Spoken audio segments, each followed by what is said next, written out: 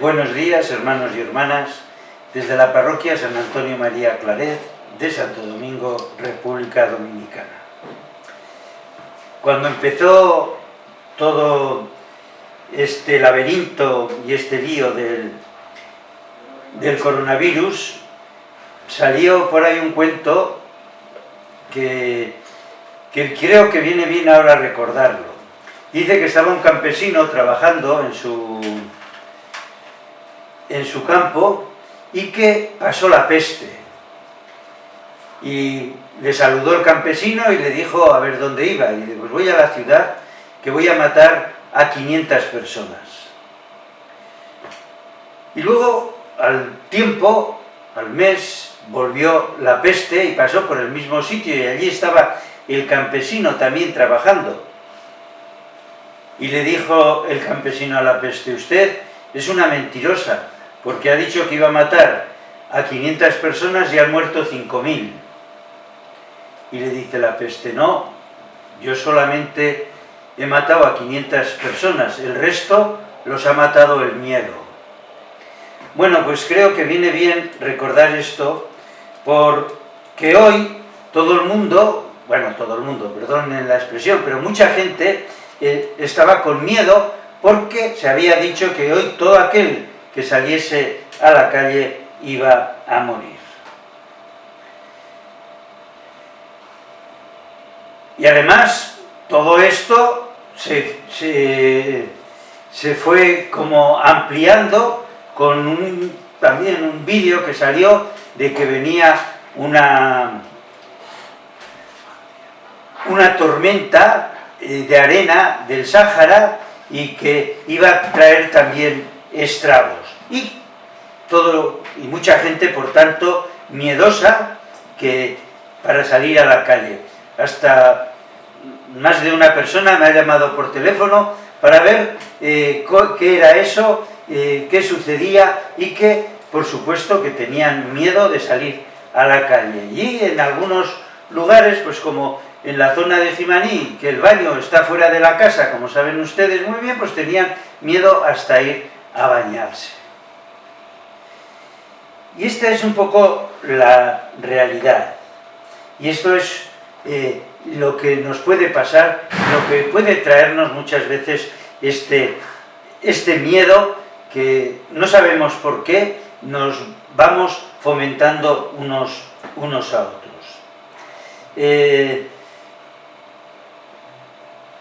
Ha aparecido un vídeo, lo saben muy bien también, que a mí me llegó, y si tengo que ser sincero, no lo vi, simplemente al principio, lo que sea, pero no lo abrí, y como digo, causa terror y causa miedo.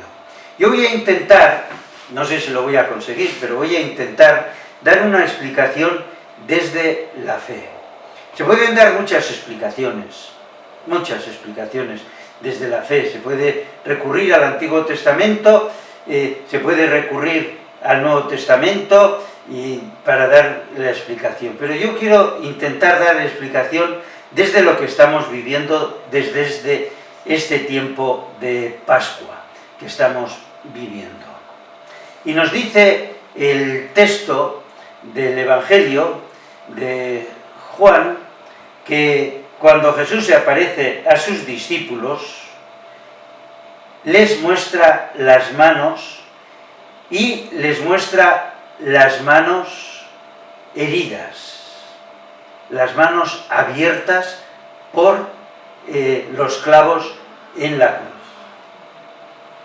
¿Qué significa esto? A nosotros nos gustaría que Jesús hubiese aparecido sin ninguna señal de muerte.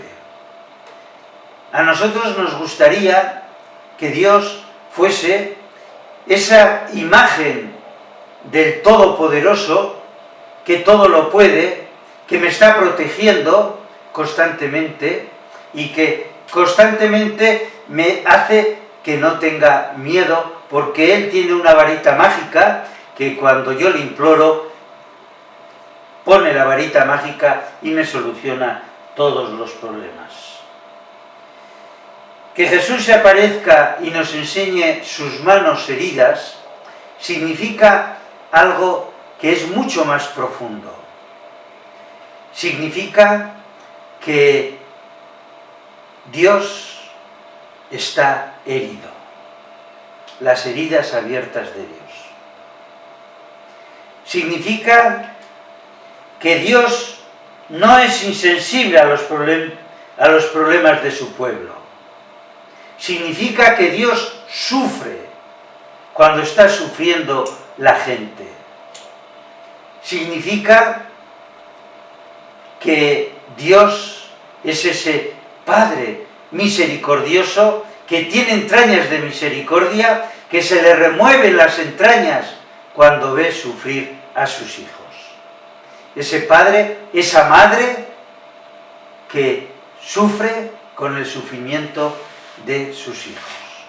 Por tanto, si nosotros tenemos esa imagen de Dios, lo que menos podemos concebir es a un Dios que nos va a traer castigos, que nos va a traer situaciones difíciles y peligrosas para nosotros, para sus hijos.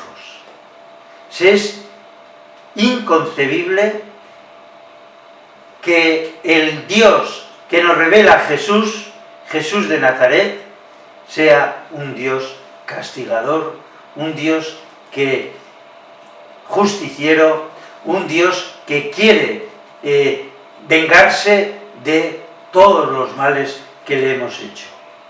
Si en algo tenemos que tener claro de la Biblia, y es en toda la Biblia, también en el Antiguo Testamento, es que el mal nunca procede de Dios. Que Dios creó todo bueno y que nos creó al hombre y a la mujer, y cuando acabó de crearnos dijo, y vio Dios que era muy bueno. Por tanto, cambiemos un poco la imagen de Dios.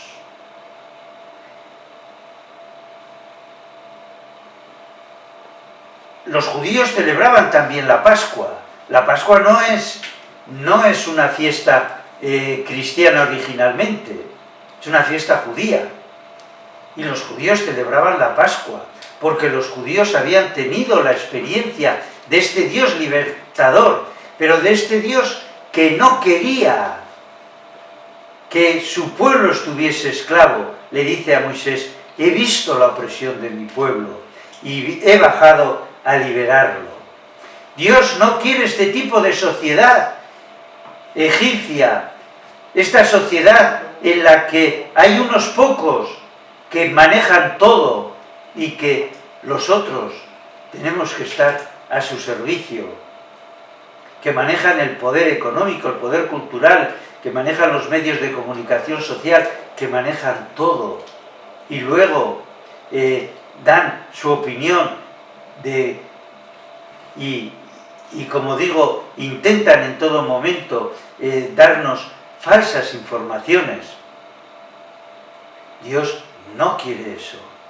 Dios lo que quiere es un pueblo en el que no sea piramidal, sino circular. Y por eso Jesús empieza anunciando el reino de Dios. Conviértanse porque el reino de Dios ha llegado. Y sería muy fácil el traducir esto. ¿Qué significa el reino de Dios? Lo decíamos el otro día. Reino de Dios podemos imaginarnos y decir, ¿cómo sería la sociedad? ¿Cómo sería el mundo si el Dios Padre de Jesús fuese quien gobernase el mundo? ¿Cómo sería nuestra sociedad si Dios, el Padre de Jesús, el Padre misericordioso, fuese quien dirigiese y gobernase las naciones gobernase la sociedad y no fuesen los que la están gobernando hoy, que ya sabemos quiénes son. Pues sería una sociedad, y veamos un poco la diferencia, con una ley suprema, que la ley suprema sería la ley del amor, que tendría como fin último no los más poderosos, sino la dignidad de los últimos. Buscaría la dignidad de los últimos. Una sociedad en la que se buscase una acción sanadora, en el sentido de que las personas viviesen y encontrasen su dignidad, encontrasen su felicidad, no la sociedad del bienestar. Y por supuesto, también como horizonte siempre el perdón, porque este es el proyecto de Jesús. Por tanto, ante estos vídeos, ante estas situaciones de terror, fijémonos bien en las manos heridas, las manos abiertas de Jesús. Esas manos abiertas que nos indican que ahí hay sufrimiento, que ahí hay dolor, pero es el sufrimiento de la gente que sufre, porque Dios sufre con el que sufre. Y si Dios sufre con el que sufre, nunca puede promover y provocar el sufrimiento humano. Si hay alguno que conoce un poco las Escrituras me puede decir, bueno, pero si ahí tenemos en Egipto, ahí tenemos el paso del Mar Rojo, ahí tenemos en el Antiguo Testamento un montón de textos en los que vemos a Dios vengarse. Yo siempre les he dicho, y no voy a hacer una explicación mayor, yo siempre les he dicho, cuando leemos la Biblia, leámosla desde Jesús. Leamos no el texto solamente, sino el texto en el contexto en el que está escrito, y el texto también lo que hoy nos puede decir a nosotros. Por tanto, no busquemos argumentos en el texto de la Biblia para argumentar el castigo de Dios. Porque rápidamente personas y cualquiera que entiende un poco y que conoce y está familiarizado con las Sagradas Escrituras sabe cómo interpretar esos textos. Yo les digo con toda claridad, el gran peligro que tenemos los cristianos no es dejar de creer. El gran peligro que tenemos los cristianos no es decir, ya no creo. No. El gran peligro que podemos tener es que seamos idólatras. Es decir, que nos fabriquemos nuestra imagen de Dios. Una imagen que nos tranquilice. Una imagen que nos dé unas falsas seguridades. Una imagen que no nos comprometa. Una imagen que no nos inquiete, nos haga vivir tranquilos, preocupados en nuestros únicos problemas, sin fijarnos en los problemas de los demás. Y como he comentado antes, el proyecto de Jesús, que es el reino de Dios, no va para nada por ahí. Y podemos tener el peligro, y nos gustaría, como he comentado antes, que Jesús no se hubiese aparecido con las manos llagadas. Que Jesús lo viésemos, el Pantocrato de la Edad Media,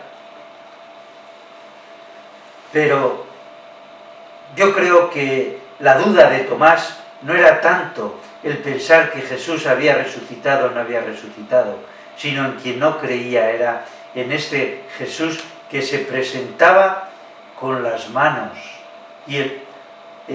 abiertas, porque eso no le gustaba tampoco, no le gustaba. Nos gusta más otro tipo de Dios. Y nos dice también el texto del Evangelio que además de las manos, Jesús presenta el costado abierto. La lanza que atraviesa el costado de Jesús, del que sale sangre y agua. Y este costado abierto nos da también otra imagen de Dios que creo que es importante que la tengamos en cuenta. Que Dios es apertura. Que Dios no es cerrazón. Que a Dios no le podemos encasillar, no le podemos definir, es decir, definir significa poner fines, poner límites, porque se nos escapa por todas las esquinas. Ese costado abierto nos habla, como digo, de esta apertura de Dios. Y por tanto, a Dios nunca podremos como tenerle desde nuestra cabeza, porque sería una imagen de Dios que hemos hecho. Porque Dios, si algo es misterio. Misterio que experimentamos, pero es misterio que no podemos atrapar. Misterio, como digo, que se nos evade, que se nos escapa y que, como dirá Jesús a Nicodemo, del Espíritu sopla por donde quiere. Y ante este misterio solamente podemos hacer lo que le dice a Moisés cuando se le presenta en la zarza ardiendo: descálzate. Solo podemos descalzarnos y decir: mira, aquí nos tienes. Y lo más, ofrecerle nuestras manos. Aquí tienes mis manos, aquí me tienes. Hay muchas cosas que no entiendo. Hay muchas cosas que me cuesta entender.